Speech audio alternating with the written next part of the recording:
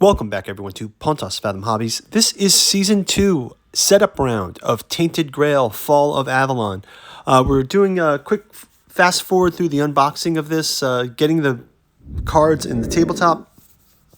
We've actually gone ahead and done a first season of this where we did the tutorial, and now we're going to jump into the real game. So we'll finish the setup and get into gameplay. Thanks for watching. Okay, so let's go ahead and continue setup of Season 2. Like I mentioned, I'm also going to be playing with the Echoes of the Past, and we've got the metal coins. These are much better for the men here. So I'm going to kind of take us through the setup. I know we've already played the, you could go check out the tutorial game that we played, but let's go through the main game setup here. We've already got the encounter cards shuffled and on the board here. Let's kind of walk us through the other components. So, campaign setup.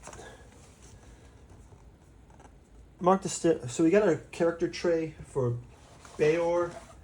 Got Bayor, and we got the Bayor miniature on the board here. So we'll get him out there. And the men here, like we mentioned. And I got a paint through video for these guys who want to go check that out.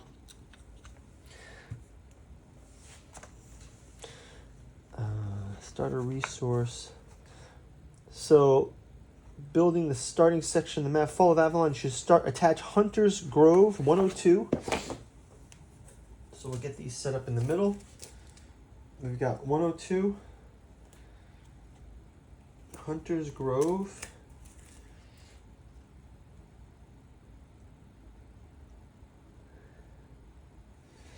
Here, we'll have the starting 101, and we'll put our men here. We'll put 103,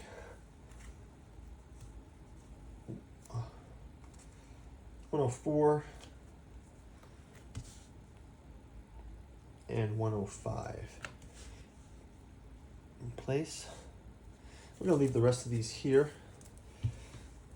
Okay, so next up, we got combat and diplomacy pools that we need to set up. So create your 15 card combat and diplomacy. So we've got diplomacy cards. We'll do that off screen. We've got diplomacy cards, and we've got combat cards.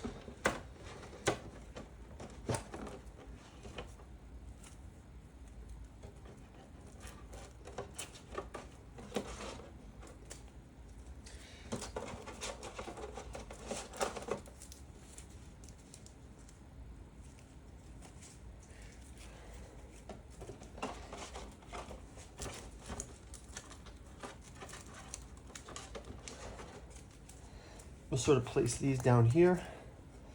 We'll move them down below afterwards. We got those set up. Next up, we've got our character introductory letter that we're going to read.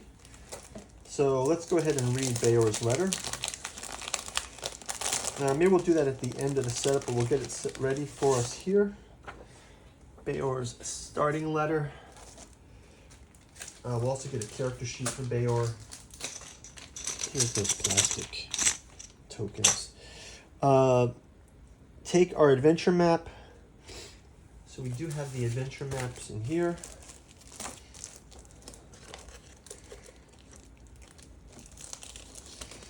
Set the starting location in 101. We place the men here, and we're also going to place Bayor here.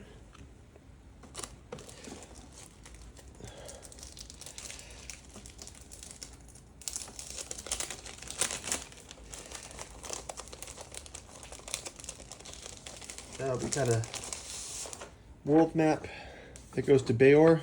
This is his own personal map. And move these aside. Next up, we got our starting locations. We got our men here set up. Find the Chapter 1 setup card and follow its instructions.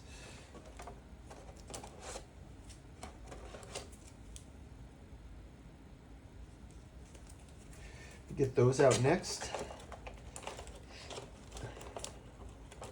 Prepare the encounter cards. We've got those sorted by color.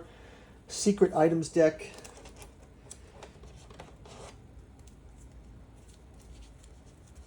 We got items here. We got a sheet to play with. Save sheet. Grab one of these save sheets. For our character.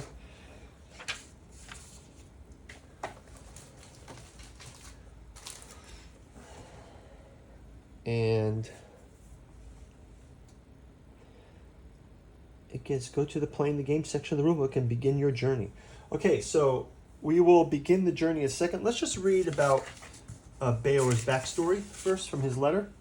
And it says, let's go into this. It says, this is from the Forge Master of Connacht. It says, Beor, you are always a good lad and a great help.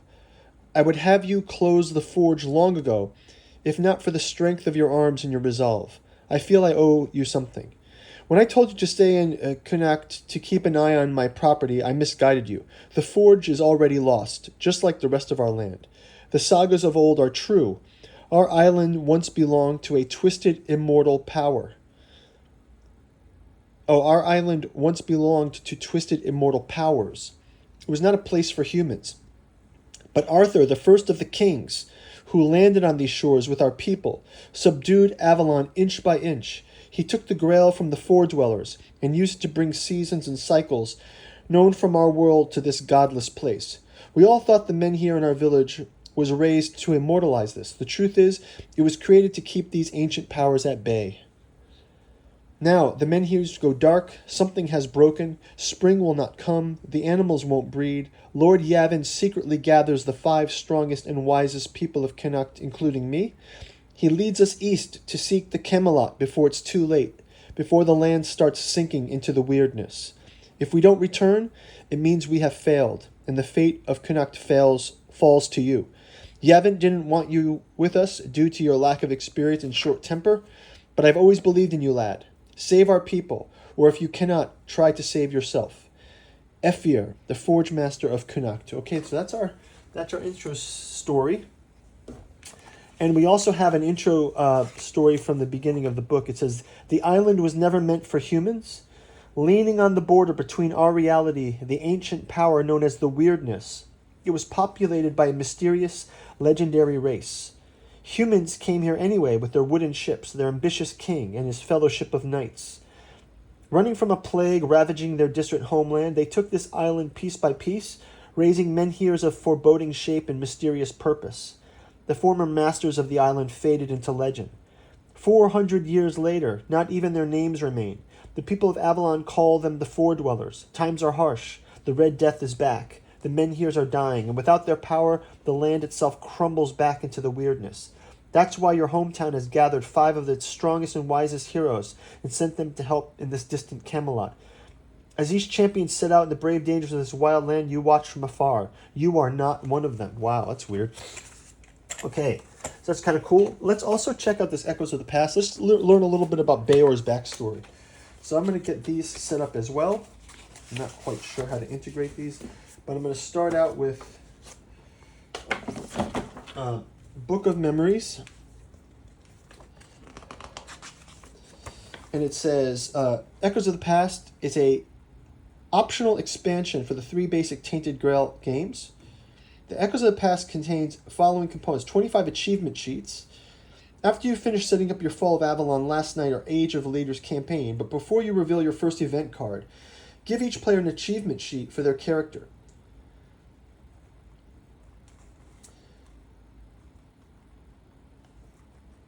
So we can use an achievement sheet from a previous...